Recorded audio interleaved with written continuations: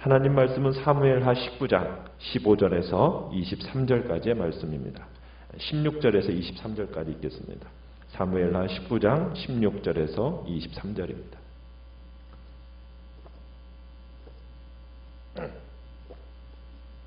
사무엘하 19장 16절에서 23절입니다. 바후림에 있는 베냐민 사람 게라의 아들 시므이가 급히 유다 사람과 함께 다윗 왕을 맞으러 내려올 때에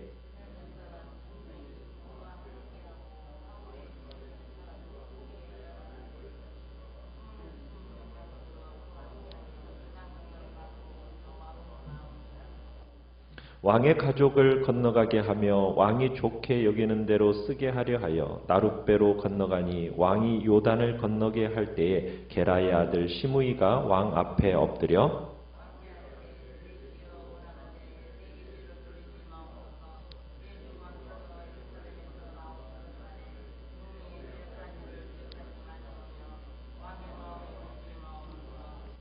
왕의 종 내가 범죄한 줄 아옵기에 오늘 요셉의 온 족속 중 내가 먼저 내려와서 내 주 왕을 영접하나이다 하니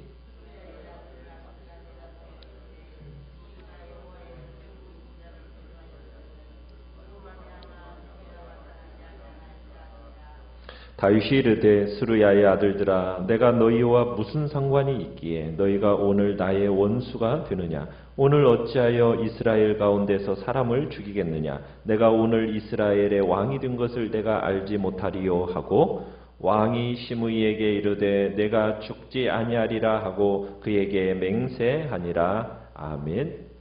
오늘 말씀의 제목은 시므이를 용서하다라는 제목으로 말씀을 나눕니다. 오늘 본문에는 압살롬 반역을 평정하고 이제 다윗 왕이 예루살렘으로 돌아가는 이제 장면입니다. 그 길목에서 이제 만나는 여러 사람들을 보게 되는데요. 다윗이 이제 다시 왕으로 이제 돌아오게 되니까 요단에 이르니까 정말 예상대로 유다 족속이 왕이 요단강을 도강하는데 도우려고 요단강 맞은편에 이제 길갈로 가서 영접을 하게 됩니다. 자, 바로 그때 베냐민 지파 사람들을 중심으로 해가지고 꾸려진 일단의 어떻게 보면 예루살렘 황궁 환영단이라고 할 수 있겠죠. 그 사람들이 따라오고 있어요. 자, 그런데 그 가운데 누가 있습니까?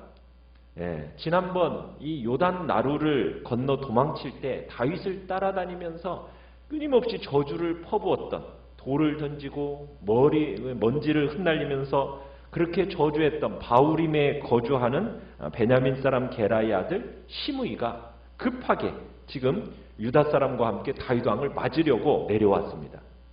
그런데 이번에는 혼자서 온 게 아니에요. 얼마나 데리고 왔습니까? 17절에 보니까 베냐민 사람, 그렇죠, 1000명과 함께 왔어요. 여러분, 이 1000명을 동원한다라는 것은 이 정도의 규모의 무리를 동원한다라는 것은 이 사람이 상당한 영향력을 행사하는 사람이라는 것을 우리가 알 수 있겠죠. 그러니까 아마 베냐민 지파에 있어서 지도자급이 있다라고 생각할 수가 있다는 얘기입니다. 그리고 이 시므이가 이 많은 베냐민 사람을 동원해 온 것은 어떤 이유였겠어요?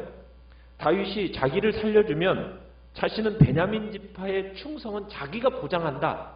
어떤 그런 의미를 가지고 이렇게 1000명이라는 사람을 몰고 온 겁니다.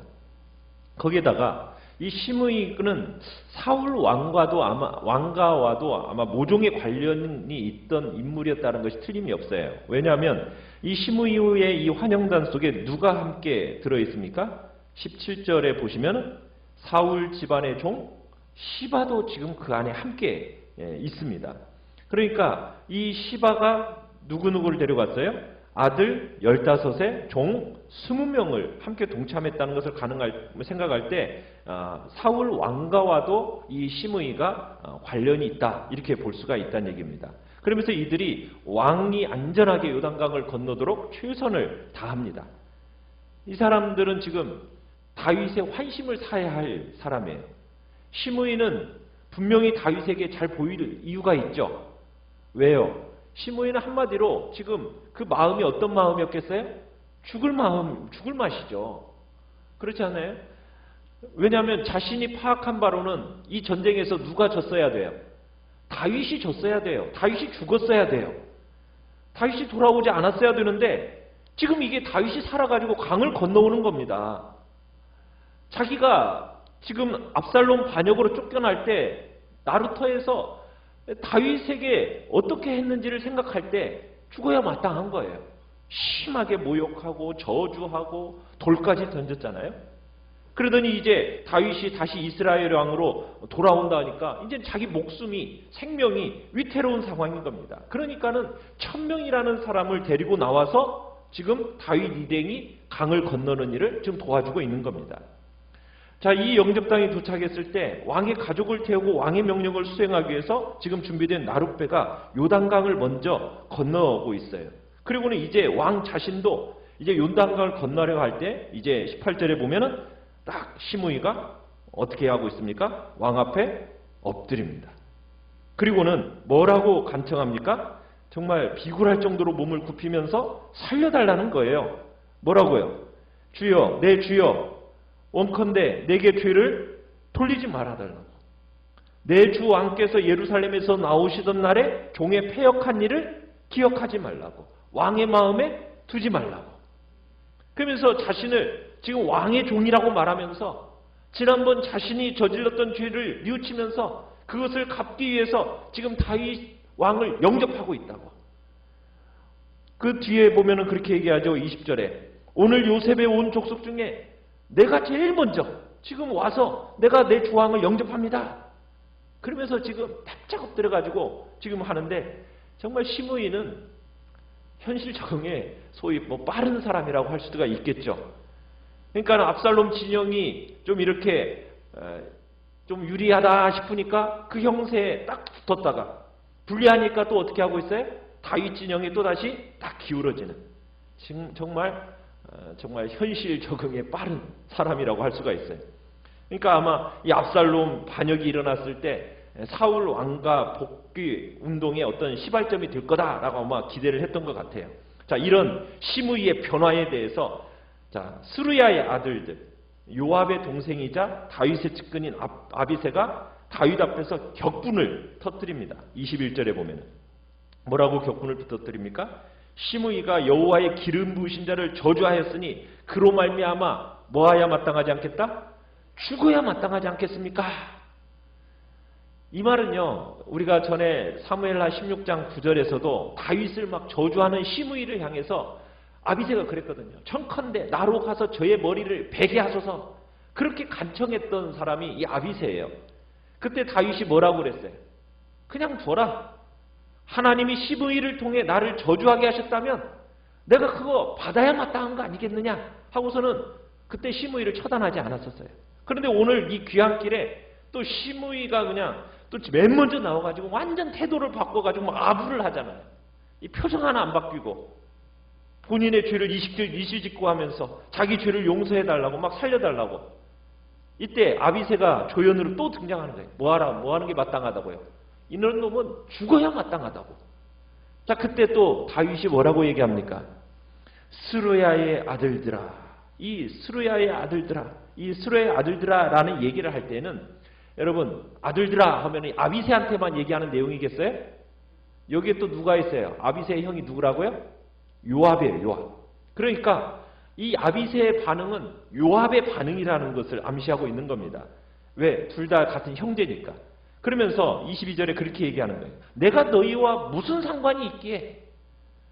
내가 사람의 허물을 용서하는 것은 전적으로 나한테 달려있는 일이다. 너하고는 상관없는 일이다. 시므이를 네가 계속 죽이려고 한다면 너는 나의 뭐가 될 거다? 원수가 될 거라는 거예요. 대적이 될 거라는 거예요. 그러면서 오히려 시므이를 두둔을 해요. 그러니까 다윗이 그렇게 한 이유는 뭐 시므이의 한 행동이 옳다 그 얘기를 하는 건 아닙니다. 하나님께서 그 사람을 통해서 나를 징계하셨고 그 사람의 죄를 하나님이 또 알아서 하실 것이다. 이런 걸 믿었기 때문인 거죠. 그러니까 시므이를 역사의 판단에 딱 맡기는 거예요. 하나님께서 그 결말을 끌고 가시도록 딱 맡겨드리는 겁니다. 무엇보다도 자기가 당하는 일들이 하나님으로부터 온 것이라는 것을 다윗은 의식하고 있었던 거예요. 그러면서 뭐예요? 스스로 자신의 죄를 더 크게 보는 거예요.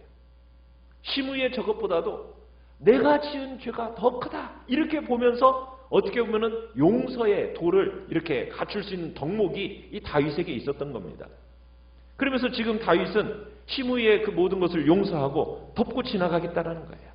어떻게 보면 이제 회복의 자리에 있어서 귀환 중에 있기 때문에 지금 이렇게 지나가는 거죠. 그런데 이 스루야의 아들들 아비새와 요압은 하나님 나라의 개념과는 좀 먼 사람들이에요. 이들이 알고 있는 유일한 언어는 뭐냐? 칼과 폭력이에요. 그러니까 스루야의 아들들아, 내가 너희와 무슨 상관이 있기에 너희가 오늘 내 원수가 되려고 하느냐? 스루야의 아들들은 언제나 지나칠 정도로 하나님의 일을 막 하고 싶어해요. 그런데 하나님의 방식대로 일하는 것이 아니라 열렬히 하나님의 편을 지지한다고는 하지만은 하나님의 방법에는 관심이 없어요. 하나님의 방법이 뭐죠? 하나님의 방법이라는 것은 자비고 동정이고 용서고 은혜고.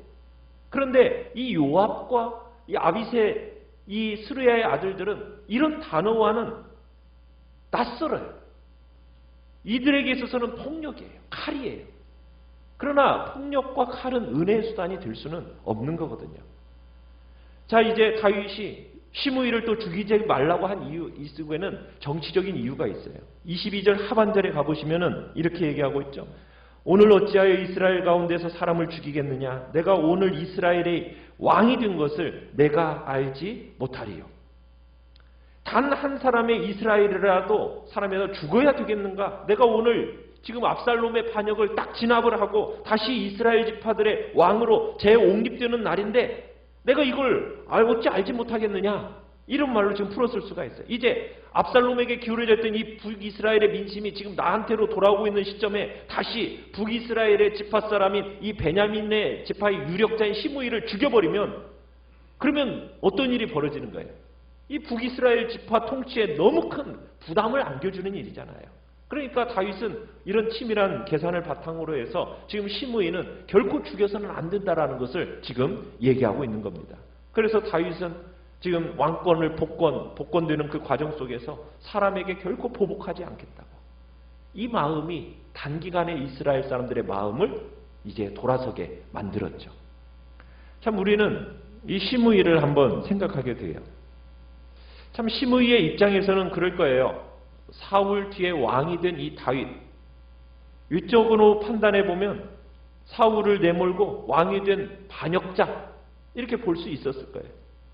그래서 그는 나름대로 뭐 왕이 피난 갈 때 뭐 왕의 장군들 손에 내가 죽든 나는 죽음을 두려워하지 않아 하면서 막 다윗을 따라가면서 막 저주하고 어떤 특이한 열심을 발휘했어요.